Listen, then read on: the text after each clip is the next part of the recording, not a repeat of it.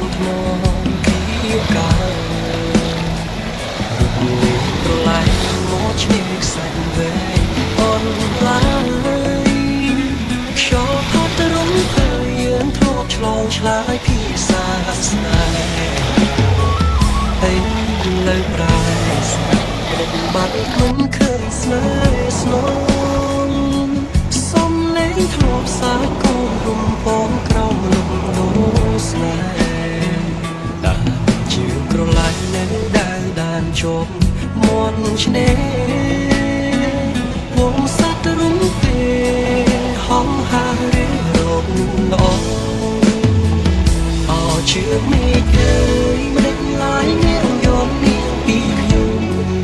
ដឹងទេថាខ្ញុំក្រៀមក្រំរួចរងទុកធំក្រំខ្ញុំ